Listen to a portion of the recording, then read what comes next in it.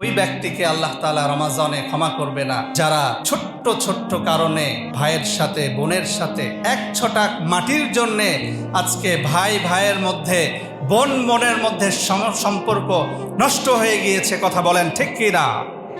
আল্লাহ তাআলা স্পষ্ট করে বলে দিয়েছেন, যারা আত্মীয়তার সম্পর্ক নষ্ট করে, ছিন্ন করে ছোট ছোট কারণে, আল্লাহ তাআলা বলছেন এই রমাজানে এই পবিত্র মাসেও আমি আল্লাহ তাআলা সবাইকে ঢালাওভাবে ক্ষমা করে দেই।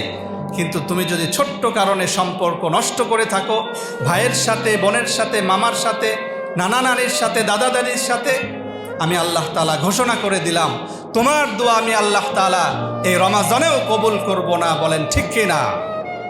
এই জন্য আমরা যাদের ছোট ছোট কারণে আমরা সম্পর্ক নষ্ট করে ফেলেছি, আমরা যেন আবার ক্ষমা চেয়ে মাফ চেয়ে, মনের মধ্যে যদি কোনো ক্ষোভ থাকে তার ব্যাপারে সব কিছু ভুলে গিয়ে মাফ করে দিয়ে এই রমাজানে আমরা আবার নতুন করে সম্পর্ক গড়তে পারি, সেই তৌফিক আল্লাহ পাক রব্বুল আলামিন আমাদেরকে দান করে দিক। সকলেই বলেন আমিন।